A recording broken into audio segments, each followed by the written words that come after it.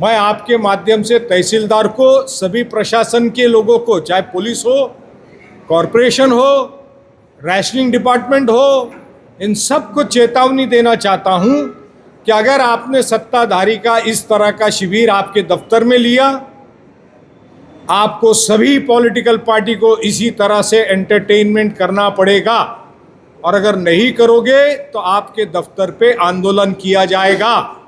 कि 5 महीनों में इस कॉन्स्टिट्यूंसी में 53,000 कुछ नाम बढ़ गए 5 महीनों में, 11 पॉइंट सम परसेंटेज, और 146 में 36,000 नाम बढ़ गए। मतलब मीरा भाईंदर में 4 महीने में 90,000 नाम बढ़ गए। हमने डुप्लीकेट नाम की भी लिस्ट उनको दी थी, हमने विदाउट एड्रेसेस की भी नाम की लिस्ट उनको दी, हमने 146 के नाम डेलिबरेटली 145 में डाला गया, 145 के नाम 146 में डाला गया, ये भी लिस्ट दी थी। हमको उस वक्त कहा गया अभी इलेक्शन का प्रोसेस शुरू हो गया है, ये ह्यूमन एरर है, और इसके ऊपर कोई कार्रवाई नहीं हुई थी। हमको उसी वक्त संशय था कि ये पूरा बोगस वोटिंग का नियोजन है। जिस तरह से अभी राशन कार्ड बनाने के नाम से राशनिंग ऑफिस में शिविर लिया जाता है, गवर्नमेंट ऑफिस पे, कोई पॉलिटिकल पार्टी को ये अधिकार नहीं है राशनिंग ऑफिस में जाकर के आप अपना शिविर लो।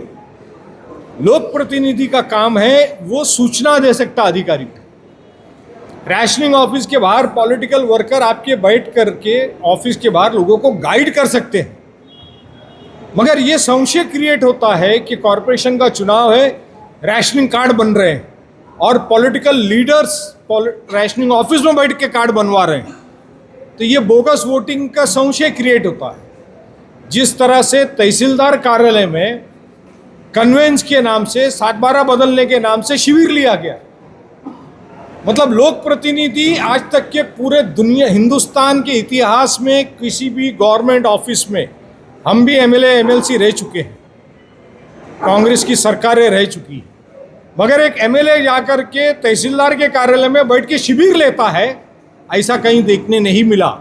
मैं आपके माध्यम से तहसीलदार को, सभी प्रशासन के लोगों को, चाहे पुलिस हो, कॉरपोरेशन हो, राशनिंग डिपार्टमेंट हो, इन सब को चेतावनी देना चाहता हूं कि अगर आपने सत्ताधारी का इस तरह का शिविर आपके दफ्तर में लिया, आपको सभी पॉलिटिकल पार्टी को इसी तरह से एंटरटेनमेंट करना पड़ेगा, और अगर नहीं करोगे तो आपके दफ्तर पे आंदोलन किया जाएगा।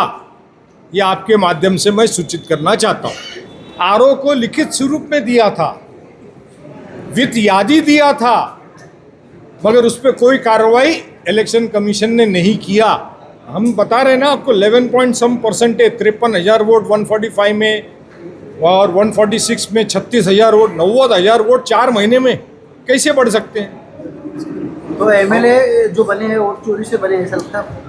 अब क्योंकि इलेक्शन कमीशन ने चुप्पी साध रखी है, वो इलेक्टोरल डेटा नेशनल पार्टी को देने तैयार नहीं है, सीसीटीवी के फुटेज देने इलेक्शन कमीशन अगर तैयार नहीं है, तो आप समझ सकते हैं कि इलेक्शन कमीशन ने किस तरकीब से काम किया है।